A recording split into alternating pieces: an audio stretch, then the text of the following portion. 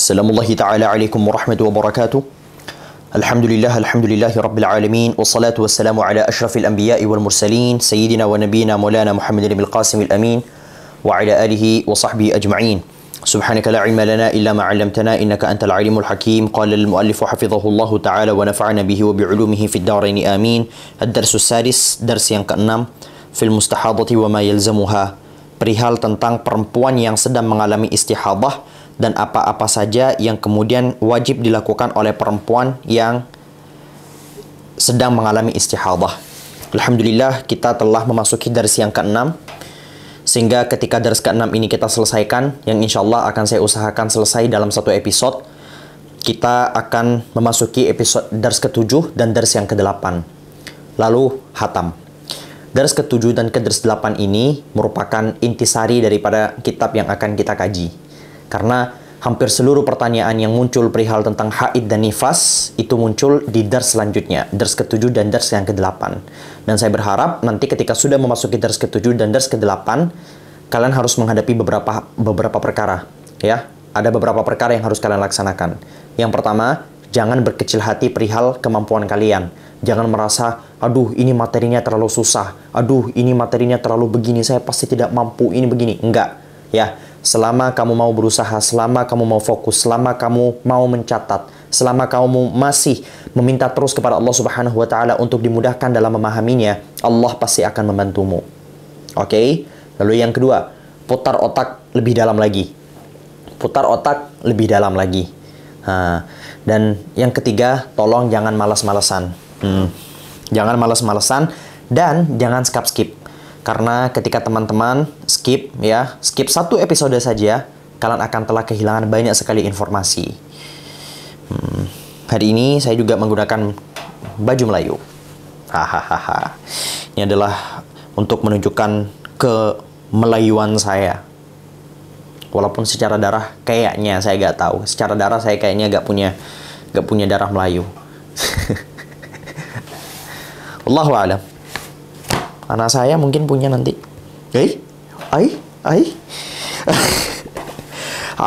Arafna fi ad-durus as-sabiqati anna ad-dam al-kharija min al-farji imma an yakuna haidan aw nifasan aw istihadatan wala rabi'a laha. Telah kita ketahui pada kajian sebelumnya bahwasanya darah yang keluar dari kemaluan perempuan, entah ia merupakan darah haid atau darah nifas atau darah istihadah, dan tiada keempatnya.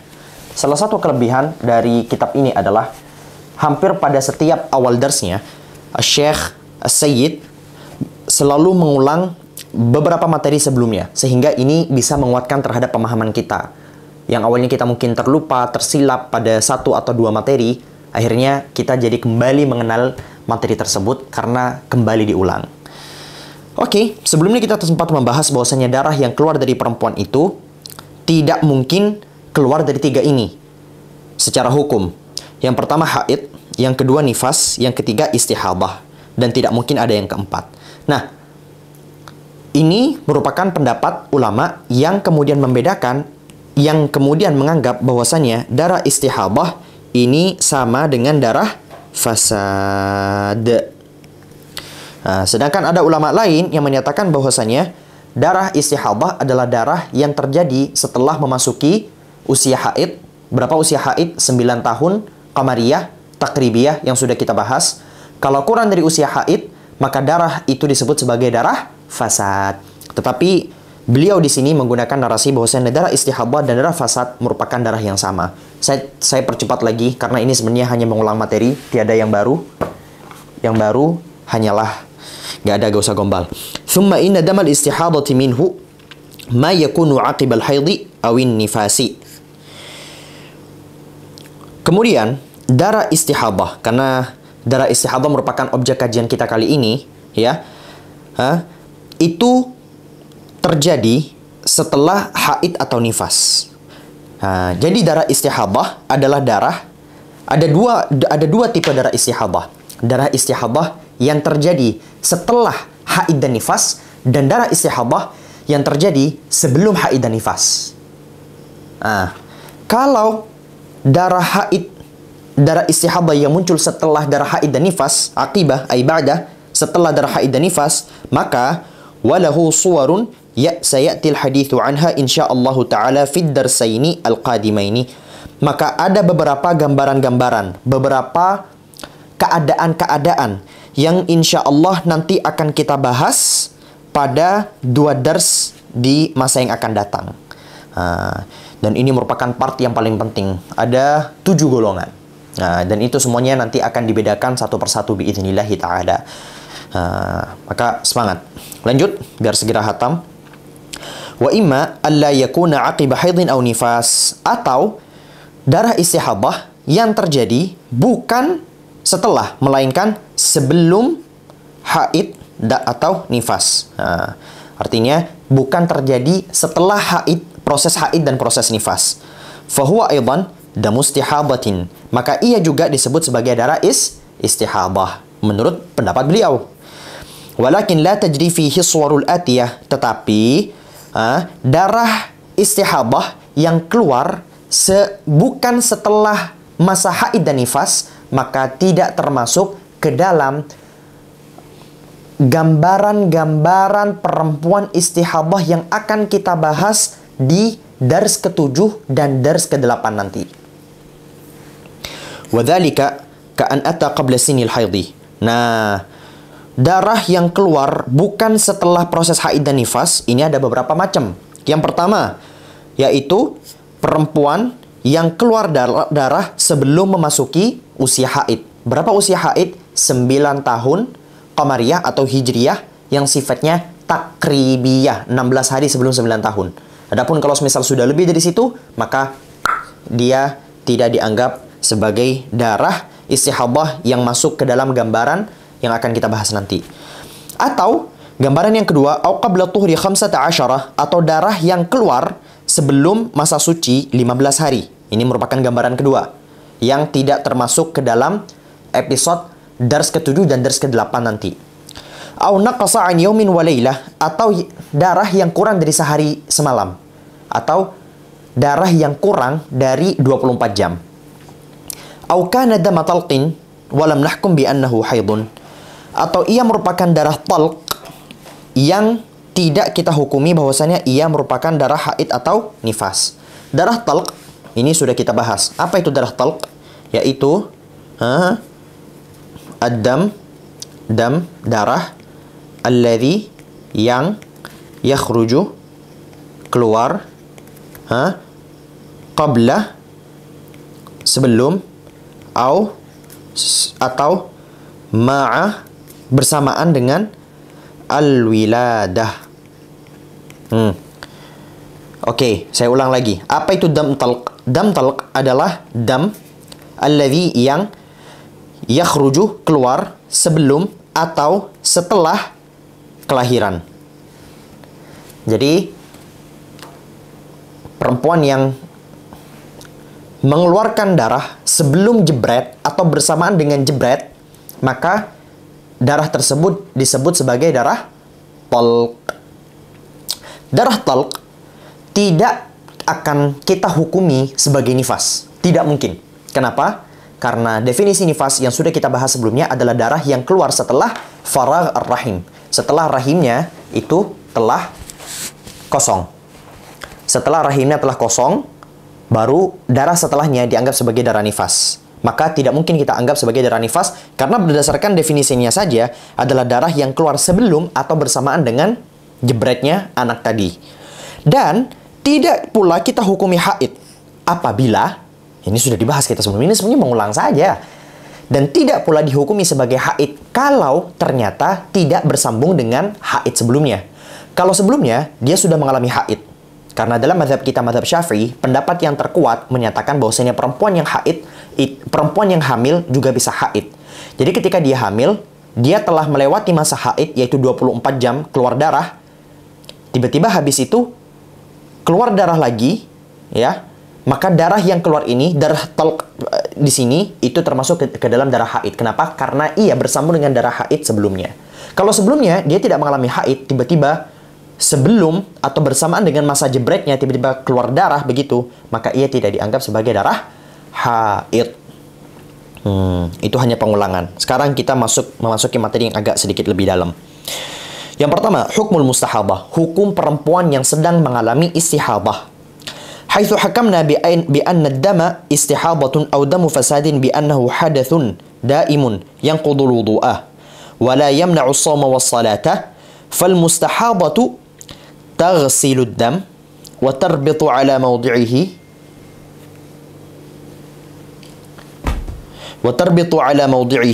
wa tatawadda'u li kulli fardin wa tusalli. Mengganggu sekali.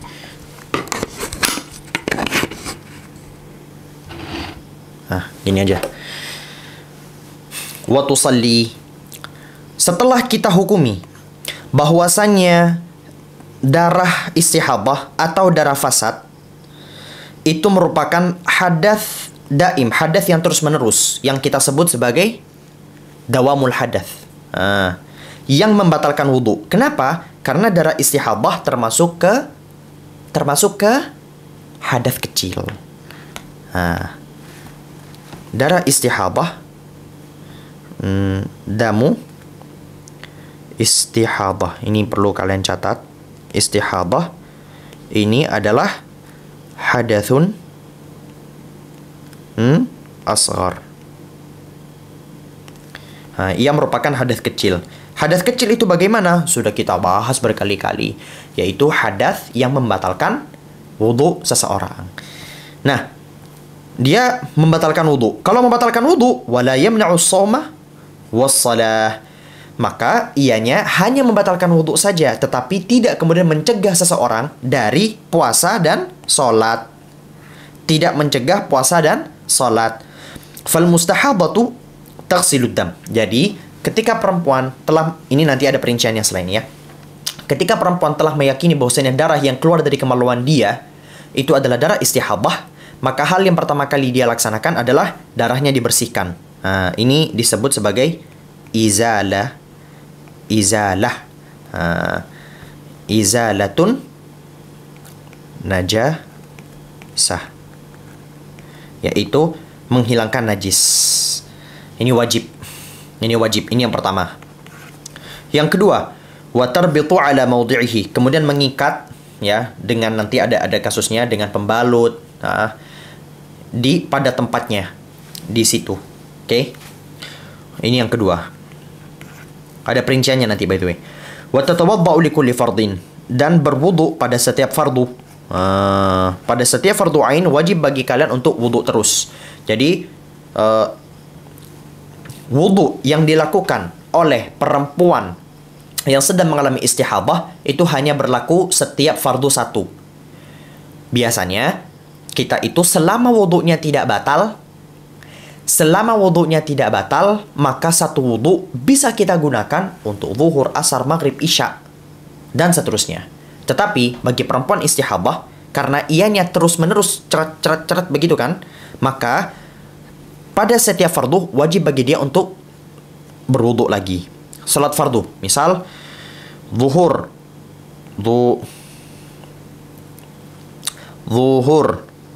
wudu ya, asar wudu, maghrib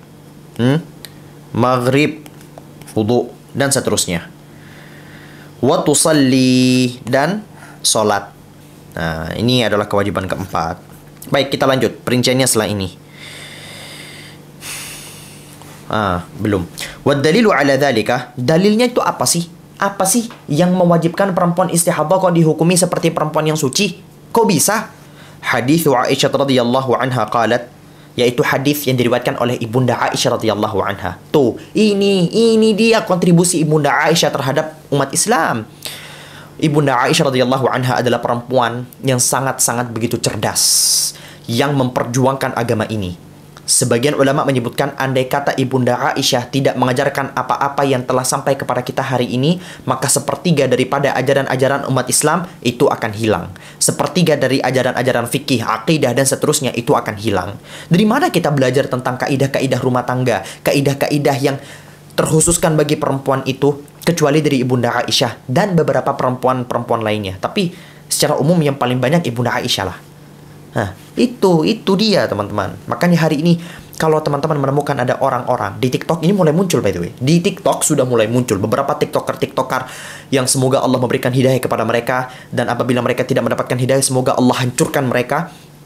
Mereka itu mulai bermunculan kaum Syiah yang kemudian mulai mencaci Ibunda Aisyah, mulai mencaci Sayyidina Abu Bakar, mulai mencaci Sayyidina Umar, mulai mencaci Sayyidina Uthman. Berhati-hatilah dengan mereka. Sejauh ini mereka hanya menggunakan narasi-narasi yang begitu seperti angin sepoi-sepoi, tetapi membawakan fitnah yang begitu luar biasa. Mereka hanya seakan-akan begini, kami mempertanyakan Ibunda Aisyah, kami mempertanyakan Abu Bakar, kami mempertanyakan Umar, kami mempertanyakan Utsman. Di awal-awal begitu.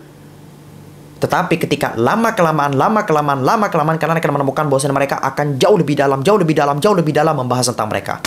Dan ini bagi teman-teman yang terbiasa melihat channel-channel di Arab, ya, kemudian melihat bagaimana perangai mereka, ya, itu template banget. Awal-awal mereka itu menggunakan angin sepoi-sepoi yang bertajuk fitnah, ya, angin-angin fitnah yang masih adem. Lama-lama ketika kita mulai terpengaruh, mereka akan jebret masuk ke dalam, memasukkan fitnah-fitnah, syubhat-syubhat mereka terhadap para sahabat, para keluarga Nabi Shallallahu Alaihi Wasallam. Dah, biar gak jauh-jauh, kita lanjutkan. Ja'at Fatimatu ibnatu Abi Hubaishin ila Nabi Sallallahu Alaihi Wasallam wa qalat, suatu hari Sayyidatuna Fatimah ibnatu Abi Hubaish, yang merupakan salah satu sahabat Rasulullah Sallallahu Alaihi Wasallam, ini datang kepada Nabi Sallallahu Alaihi Wasallam dan beliau kemudian bertanya, ya Rasulullah, inni imra'atun ustahadu fala athur. Sesungguhnya aku adalah perempuan yang istihadah, saya itu tidak kunjung suci, ya. Afa ada'us salah, apakah harus bagi saya untuk kemudian meninggalkan salat? Faqala Rasulullah sallallahu alaihi wasallam, la, innama dzalika 'irqun. Rasulullah sallallahu alaihi wasallam kemudian menjawab, tidak. Darah yang keluar pada saat istihadah itu bukanlah darah yang keluar dari tempat biasanya haid itu keluar, ya. Nifas itu keluar rahim, melainkan ia hanyalah keluar dari air pembuluh darah. Walaysat dzalika bil haidah, dan itu tidak dianggap sebagai darah haid. Fa idza aqbalatil haidatu fatrukis shalah. Nah, kalau ngomongin haid, kalau haid betul-betul telah datang, maka baru kamu gak usah salat. Fa idza dhahaba qadruha, tapi apabila masa haid telah berhenti, telah hilang, telah pergi, faghsili anki dam wa shalli, maka bersihkan darahmu itu, kemudian salatlah. Yang kedua, ma yalzamul mustahadatu fi'luhu idza aradatis salah. Nah, kita sebelumnya telah mengetahui bahwasanya wajib bagi perempuan yang istihadah untuk salat. Nah, sekarang pertanyaan, apa yang wajib dilakukan oleh perempuan yang sedang mengalami istihadah ketika dia ingin melaksanakan salat? Jadi ini bahasa kitanya adalah, ya, bahasa kitanya adalah tutorial salatnya. Nah, ini biar kalian ada gambaran, ya. Salatnya perempuan mustahadah. Oke, ini tutorial salatnya perempuan yang istihadah. Awalan, an taghsilal mustahadatu farjaha qabla al-wudu. Yang pertama adalah wajib bagi perempuan yang istihadah untuk membersihkan kemaluannya sebelum wudu. Jadi sebelum wudu, ya, bersihkan dulu daerah situ. Kenapa? Untuk menghilangkan najis, ada darah, dan darah merupakan bagian daripada najis. Thaniyan, an tahshwa farjaha wujuban binahwi qutnin, wa dzalika daf'an lin najasi aw takhfifan lahu. Yang kedua adalah an tahshu, al-hashu. Artinya apa ya? Memasukkan ke dalam kemaluannya, ya.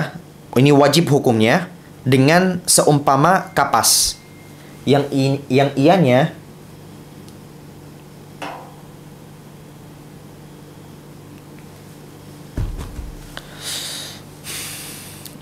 serupa dengan kapas. Yang kapas itu ianya, astagfirullahaladzim, mampu kemudian tidak membuat darah istihadah teman-teman sekalian menjadi kelebar-kelebar.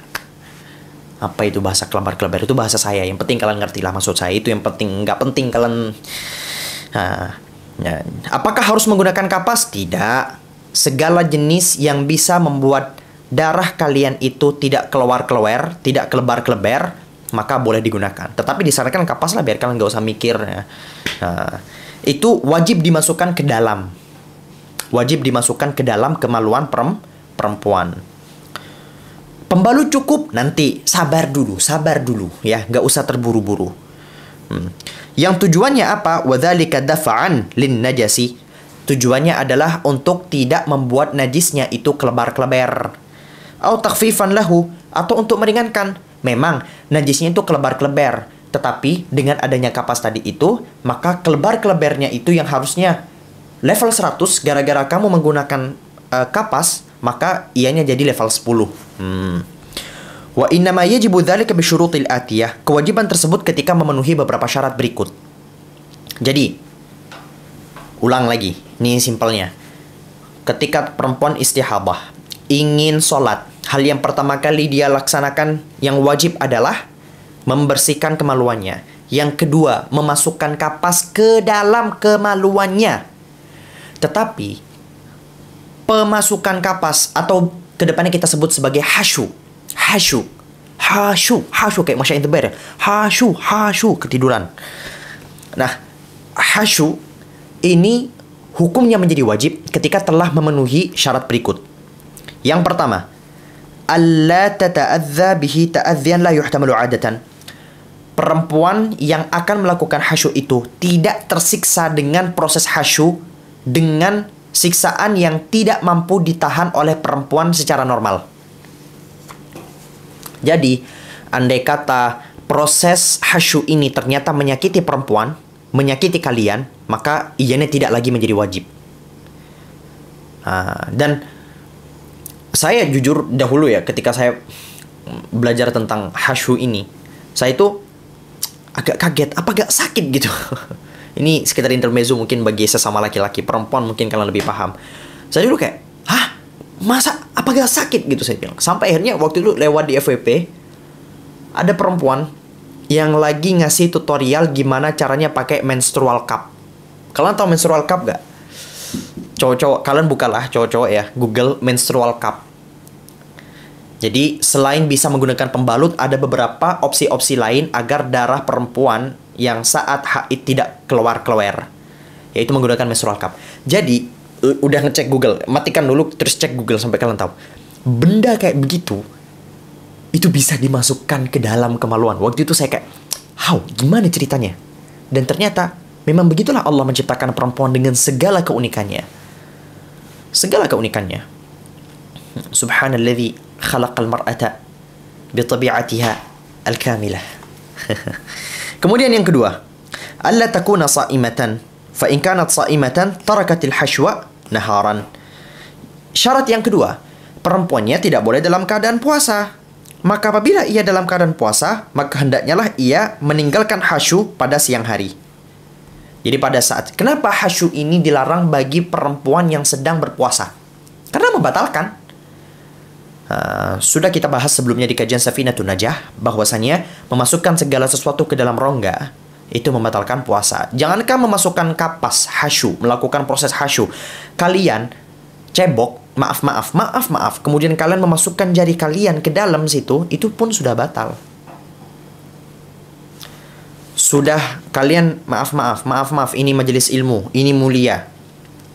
Kalian berak, kemudian keluar gini, cit, habis itu balik lagi, ceplung gitu. Ya, itu juga bisa membatalkan. Maka berhati-hatilah. Sehingga pada saat berpuasa siang hari nggak usah melakukan hasyu, tapi malamnya untuk maghrib dan isyaknya wajib melakukan hasyu. Yang ketiga, antahtaja ilaihi, fa illam tahtaj ilaihi lam yajib. Yang ketiga, kamu ada keperluan, kamu ada kebutuhan, kamu ada hajat untuk melakukan hasyu. Maka apabila kamu tidak punya hajat untuk melakukan hasyu, maka kamu nggak wajib.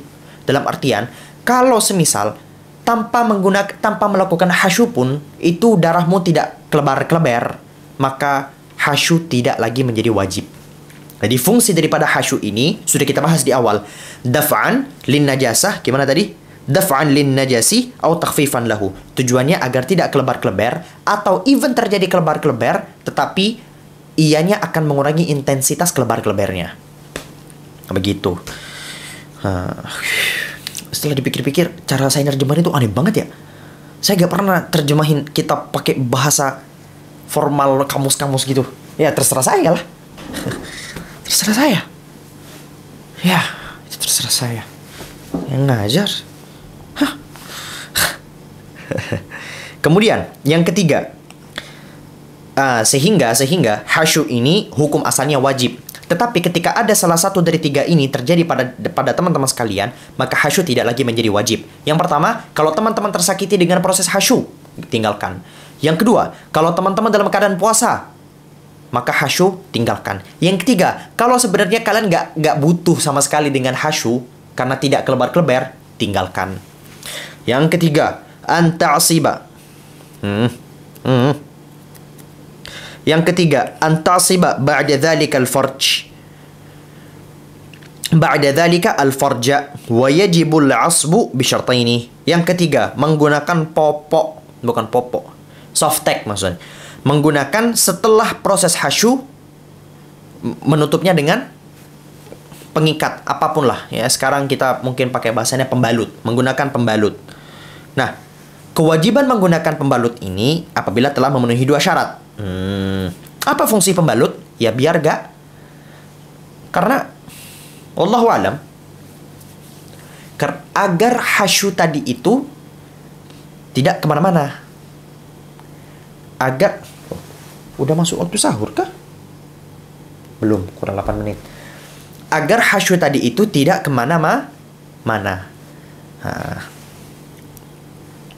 Itu terjadi dengan dua syarat.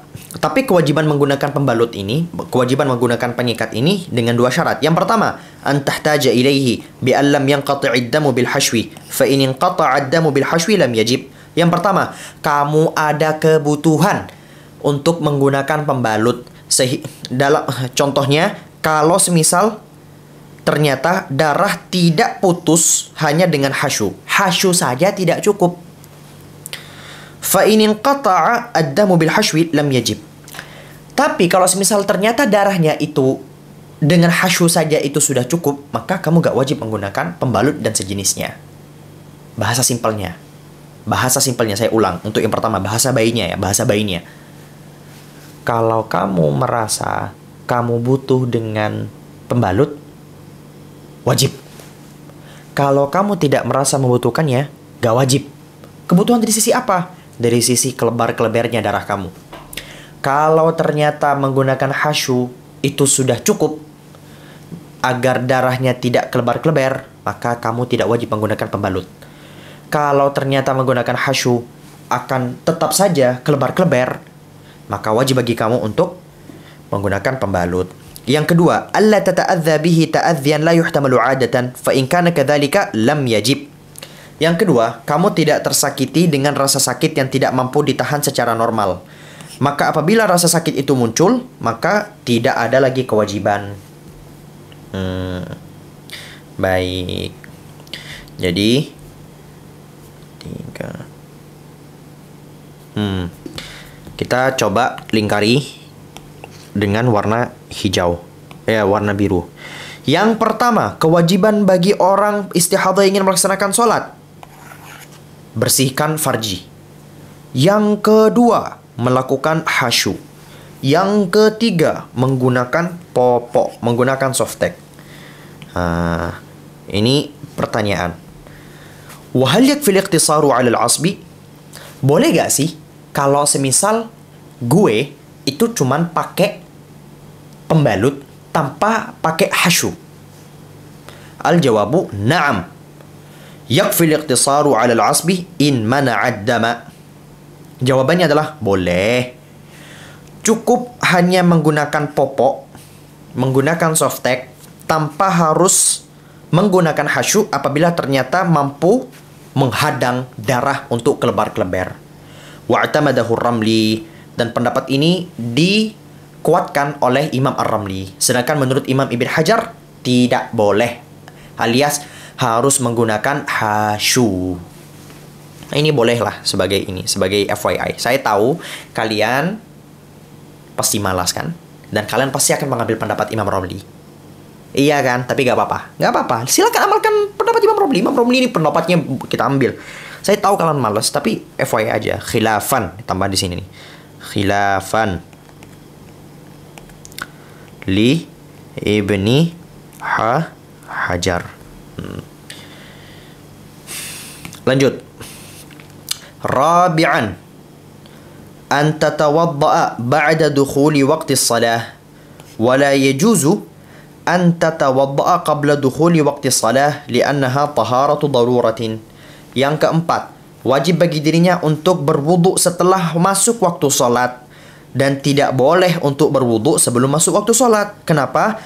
Li'annaha taharatu darurah, karena ia merupakan proses bersuci yang dilakukan dalam keadaan darurat. Hakikatnya, wudu yang dilakukan oleh perempuan yang sedang istihadah itu tidak mengangkat hadas. Ia hanya sebagai istibahah, sebagai proses untuk membuat sholat kita kemudian menjadi sah. Sama seperti tayamum. Tayamum itu tidak mengangkat hadas. Tetapi ketika teman-teman bertayamum, maka teman-teman boleh untuk melaksanakan sholat. Nah, sama ini. Tayamum tidak boleh dilakukan saat kecuali telah memasuki waktu. Nah, sama di sini juga. Pada perempuan yang sedang mengalami istihadah, ini sudah disebutkan di Safinah. Wadukhulul waqti. Buka lagi Safinahnya. Buka Safinahnya, ada istilah wadukhulul waqti, dan telah memasuki waktu. Memasuki waktu bagi siapa? Bagi orang yang mengalami taharatu darurah. Jadi misalnya adzan zuhur jam 12, maka wajib bagi teman-teman sekalian untuk berwudu, baru melakukan kegiatan-kegiatan tadi itu setelah masuk waktu. Adapun sebelum jam 12, ketika kalian sok ngide wudu, maka wudu kalian tidak bisa digunakan untuk melaksanakan sholat zuhur.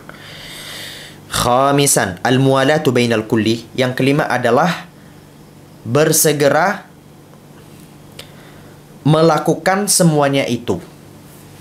Fatajibul mubadaratu bil hashwi ba'da ghaslil farji.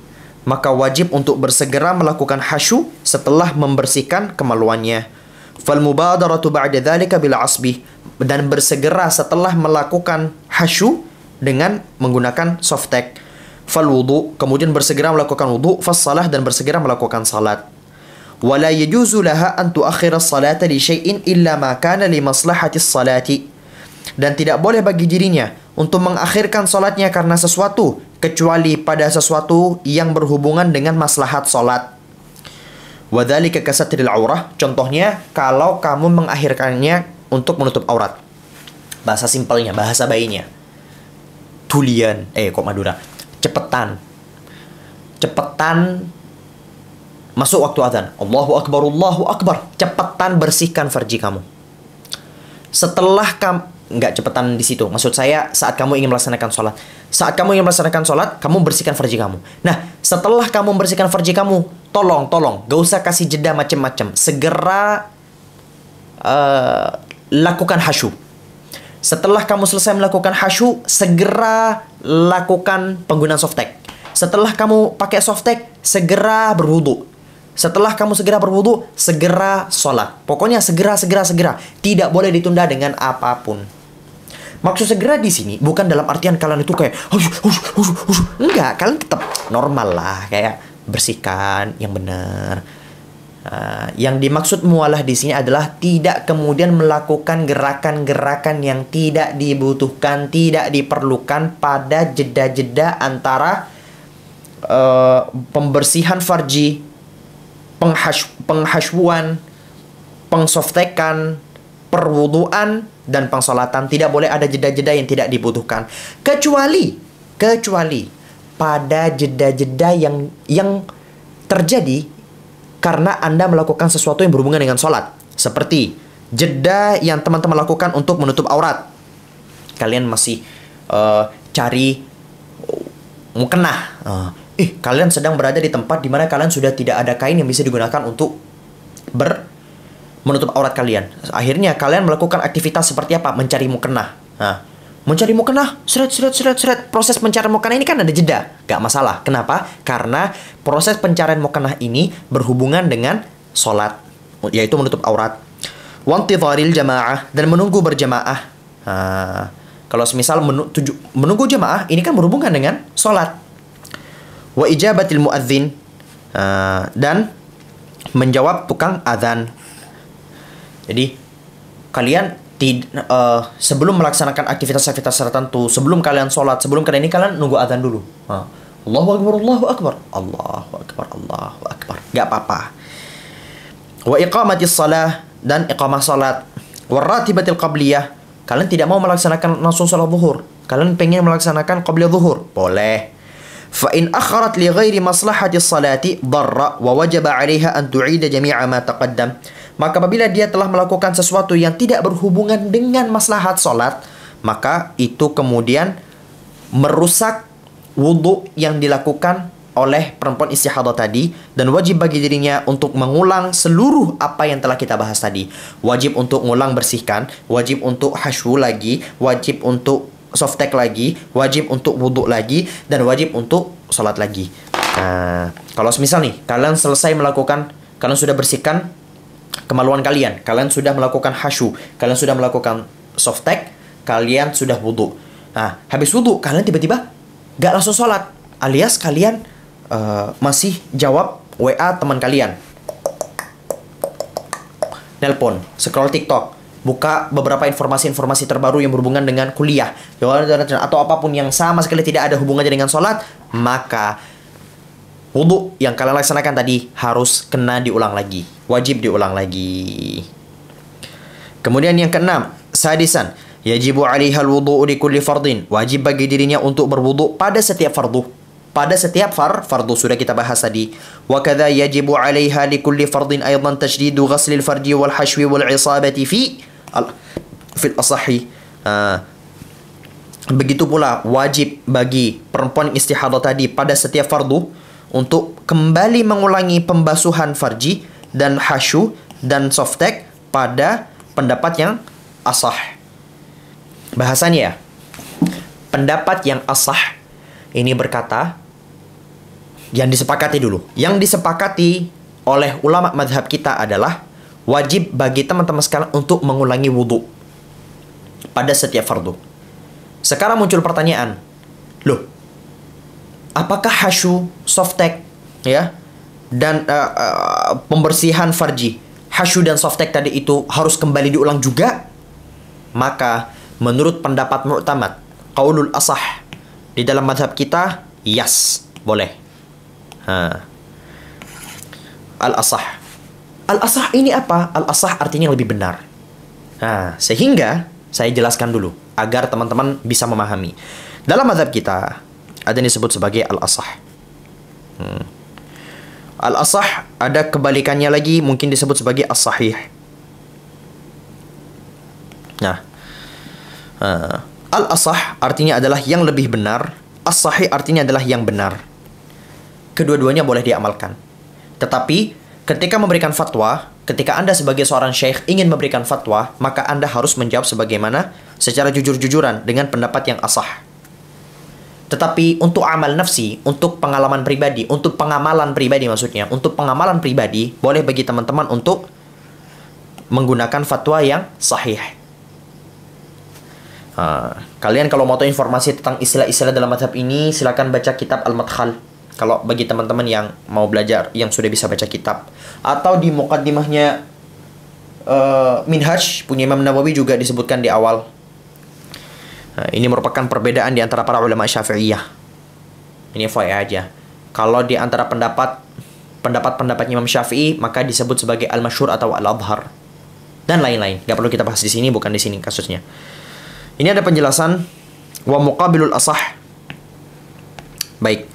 Wa muqabilul asahi la yajibu tajdiduha.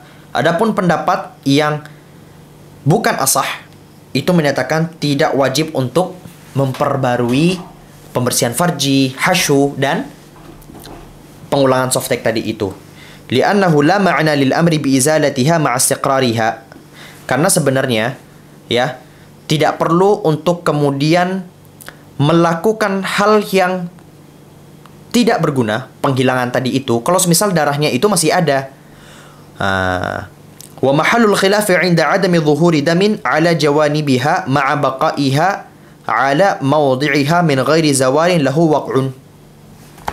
Dan perbedaan para ulama tadi itu, kalau semisal tidak tampak darah yang keluar-keluar pada sekitaran pembalut teman-teman sekalian, dalam keadaan pembalutnya itu tidak berpindah-pindah dari tempatnya tadi itu. Wa illa wajib tajdiduha qat'an. Kalau tidak, maka berdasarkan kesepakatan para ulama wajib untuk kembali mengulang. Jadi bahasa bayinya saya ulang. Pendapat yang lebih asah adalah wajib untuk mengulang 3 perkara tadi. Membersihkan farji, hasyu, softtek. Tapi pendapat yang sahih mengatakan enggak perlu kok untuk mengulang 3 ini. Namun keduanya sepakat untuk menyatakan bahwasannya ini bisa kita hukumi kalau semisal tidak ada darah yang keluar-keluar, ya, dan pembalutnya tadi itu tidak kemudian kemana-mana. Kalau ternyata darahnya keluar-keluar di sekitaran pembalutnya tadi itu, atau pembalutnya kemudian tiba-tiba kemana-mana, maka semua sepakat wajib untuk mengulangnya kembali. Li'anna najasata qad kathurat ma'a tamakkuni min taqliliha. Karena najisnya tadi itu semakin banyak, padahal kamu mampu untuk mengurangi najisnya. Wa yu'khadhu min at-ta'lili anna mahalla wujubi tahdidiha. Ini sebenarnya selanjutnya bagi teman-teman nggak wajib paham, tapi bolehlah sebagai FYI. 'Inda talawuthiha bima la yu'fa anhu. Dan wa yu'khadhu min at-ta'lil, dan diambil dari sebagai kesimpulan daripada ilat tersebut bahwasanya kewajiban memperbarui 3 perkara tadi itu apabila ternyata terkena najis yang tidak dimakfu. Fa illam tatalawwath aslan aw talawwathat bima yu'fa anhu liqillatihi fal wajibu fi ma yadhharu tajdidu ribatiha li kulli fardin la taghyiruha bil kulliyah. Maka apabila ternyata tidak keluar najis sama sekali, atau keluar najis tapi najisnya dimakfu karena masih sedikit, maka yang wajib menurut yang tampak tadi itu adalah hanya kembali untuk memperbarui ikatannya pada setiap fardu, bukan mengganti seluruhnya secara total. Begitulah pokoknya. Bahasa simpelnya dari sini sampai di sini, kesimpulannya apa sih?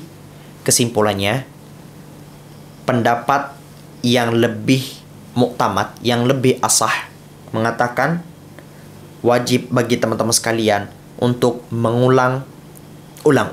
Kesimpulannya yang disepakati oleh ulama, wajib untuk mengulang wudhu pada setiap fardu. Muncul pertanyaan, apakah wajib juga untuk mengulang pembersihan itu? Pembersihan farji, hasyu, dan softtek? Menurut pendapat yang lebih sahih, wajib. Menurut pendapat yang sahih, yang juga bisa diamalkan, tidak wajib. Nah, lanjut. Kurang berapa? Masih banyak kah? Oh, enggak, sampai di sini. Saya mau sahur ini. Halil mustahadati an tatanaffal? Apakah boleh bagi perempuan istihadah untuk melaksanakan perkara-perkara yang sunnah? Lil mustahadati an tatanaffala ma sya'at fil waqti wa ba'dah. Bagi perempuan yang istihadah, boleh bagi dia untuk melaksanakan sunnah-sunnah sesuai dengan yang dia mau, entah sudah masuk waktu sholat atau setelahnya. Nah, jadi karena sunnah ini mudah lah ya, senang je lah. Nah, ia tak macam fardu yang harus kena begini dan begitu. Hukmu khurujid dami ba'da al-asbi. Ini hukum keluarnya darah setelah menggunakan popok. Udah pakai popok nih, udah pakai softtek nih. ternyata masih ada darah yang keluar. La yadurru khurujud dami ba'da al-'asbi illa in kana bisababi taqsirin fi syaddi. Tidak masalah keluarnya darah setelah menggunakan softtek tadi itu, kecuali karena penyebabnya adalah kamu yang lalai pada saat menggunakan softtek tadi. Kalau kamu lalai menggunakan softtek tadi itu, maka kamu dianggap telah melanggar kode etik. Yang mengharuskan kamu untuk kembali mengulang lagi. Hal yu'fa 'an damil mustahadah? Apakah darah istihadah ini dimakfu? Yu'fa 'an katsirin wa qalil damil istihadati 'inda al-'allamati Ibni Hajar al-Makki wa yu'fa 'an qalilihi faqat 'inda al-'allamati ar-Ramli al-Misri rahimahumallahu. Dimakfu darah istihadah entah dia itu banyak atau sedikit, menurut pendapat Imam Ibnu Hajar al-Makki. Tetapi menurut pendapat Imam Ramli al-Misri, yang dimakfu itu kalau sedikit. Semoga Allah merahmati keduanya. Jadi menurut Imam Ibnu Hajar, darah istihadah entah darahnya banyak atau sedikit itu dimakfu.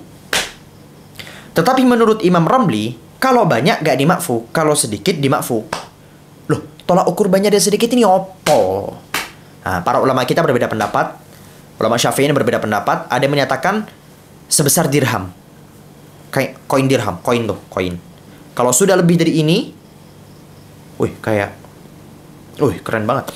Kalau sudah lebih dari ini dianggap banyak, kalau tidak melebihi ini dianggap sedikit. Tetapi menurut pendapat yang lebih kuat lah, seperti Imam An-Nawawi pernah menyebutkannya, kami menemukannya di kitab Raudhahnya Imam Nawawi. Beliau menyebutkan bahwasanya tolak ukurnya adalah adat. Adatnya ini bagaimana? Ma'addahun nasu kathiran fahuwa kathirun, wa ma'addahun nasu qalilan fahuwa qalilun. Kalau semisal kalian tanya nih ke orang-orang, ini darah banyak apa sedikit? Kalau mereka bilang, ini mah darah banyak, berarti itu dianggap banyak. Kalau mereka bilang, ini mah darah sedikit, berarti dianggap sedikit. Hukmu inqita'i damil mustahadah. Hukum terputusnya darah istihadah. Idza tawadda'atil mustahadatu thumma inqata'a ad-damu ba'da al-wudu'i aw fihi aw fi as-salati. Fa in wasi'a zamanu al-inqita'i wudu'an was-salata wajabah i'adatul wudu'i wa ma ma'ah. Wa illa bi an lam yasa' zamanu al-inqita'i wudu'an was-salata fala yalzamuha syai'un. Apabila perempuan yang istihadah telah melakukan wudu, udah wudu nih, tiba-tiba darahnya terputus. Terputusnya pada salah satu dari 3 keadaan. Entah darahnya terputus setelah sholat, atau terputusnya pada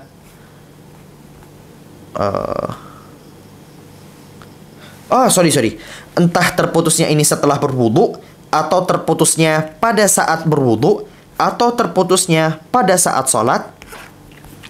Maka dilihat bahasa bayinya. Kalian sudah wudu nih, udah wudu, sudah sempurna matang sebagaimana yang sudah kita bahas tadi. Tiba-tiba setelah wudu, atau mungkin pada saat berwudu, atau mungkin pada saat kalian lagi sholat, tiba-tiba darahnya terputus. Loh, gimana? Sedangkan ketika darah terputus, ini menunjukkan bahwasannya wudu yang saya lakukan tadi itu kan wudu udzur. Itu adalah wudu darurat itu sebenarnya. Itu berarti gak sah dong.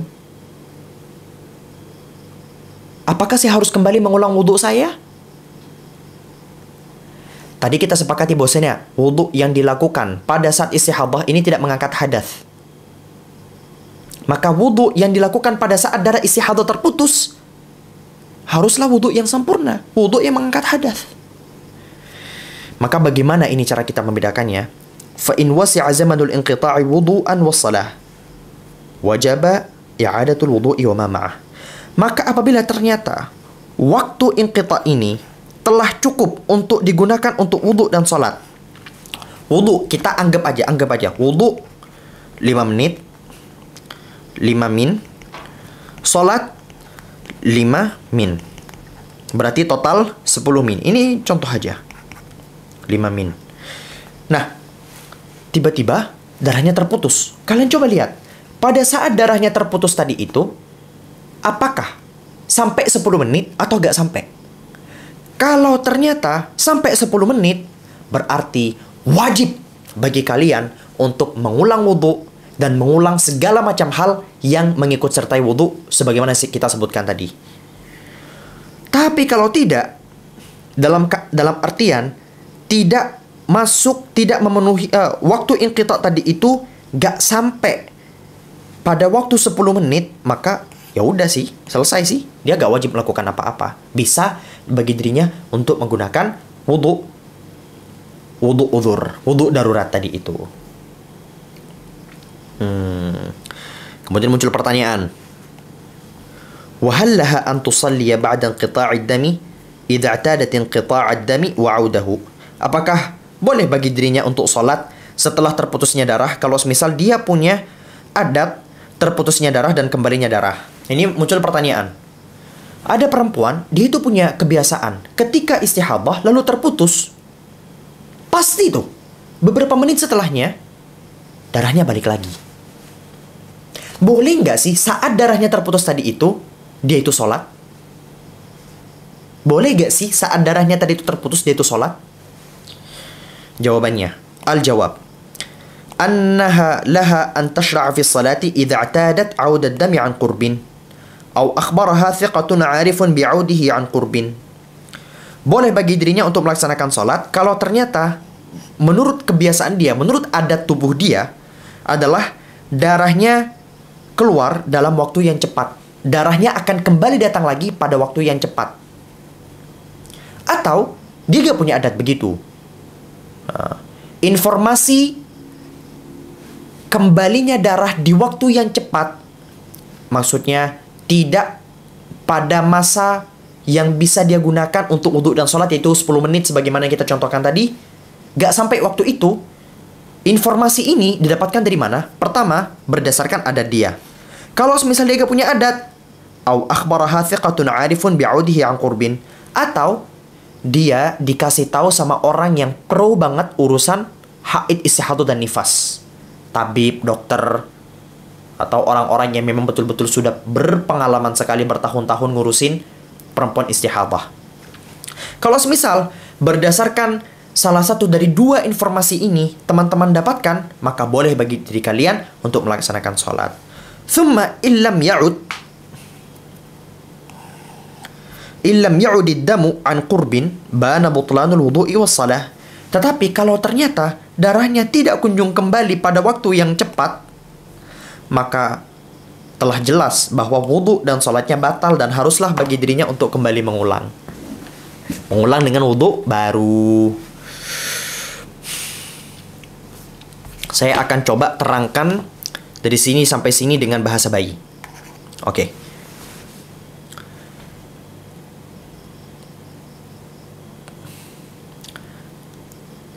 Ada perempuan yang sedang istihadah, tiba-tiba darahnya terputus.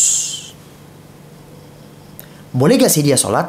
Jawabannya, boleh. Nah, perempuan tadi itu punya adat, punya kebiasaan dari sebelum-sebelumnya. Kalau darahnya yang terputus pada saat istihadah, ya, itu pasti nanti keluar lagi. Terputus, keluar lagi. Dan keluarnya itu cepat, dalam momen yang cepat.